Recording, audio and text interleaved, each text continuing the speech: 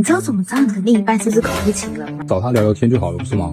最简单的方式呢，就跟他吵一架。因为人在愤怒的时候，他的反应是骗不了人的。看看他在跟你吵架的时候会有哪些举动。